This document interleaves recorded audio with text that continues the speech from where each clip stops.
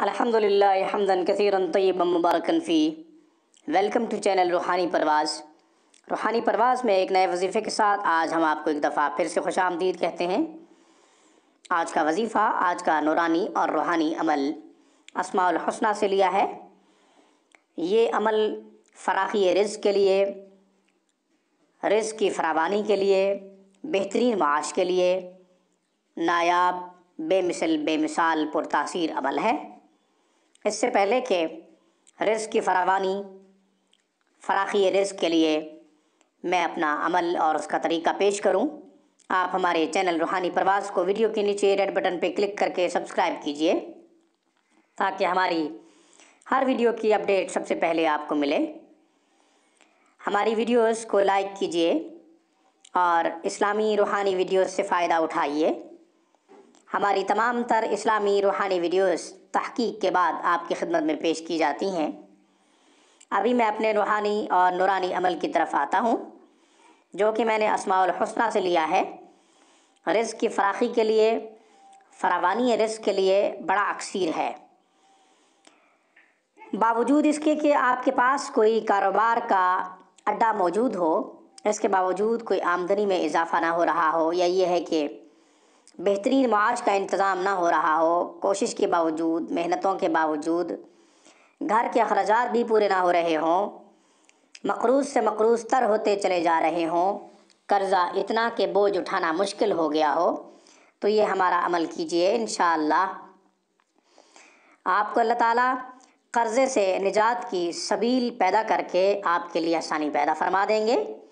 इसी तरीके से जब कर्ज़े की अदायगी की गैब से सबील पैदा होगी, आपकी आमदन में इजाफ़ा होगा, तो आपके घर के अखराजात भी आसानी से चलेंगे और आपकी ज़िंदगी पुरसकून हो जाएगी। तमाम अफराद रिलैक्स होकर अपनी ज़िंदगी को शब व रोज़ गुजारेंगे। जब इस तरह की कैफ़ियत पेश हो, जब इस तरह की कैफ़ियत आए, जब इस तरह का मकाम आए, तो हमें अपनी दुआओं में ज़रूर याद रखिएगा।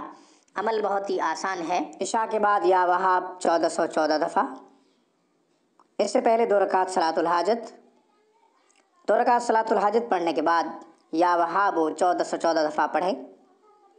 इसके बाद ये दुआ पढ़ लीजिए, या वहाब हबली मिन नेमतिद दुनिया वल आखिरति इन्नका अंतल वहाब।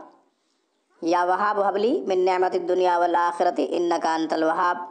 फिर पढ़ रहा हूँ, या वहाब हबली मिन नेमतिद दुनिया वल आखिरति इन्नका अंतल वहाब।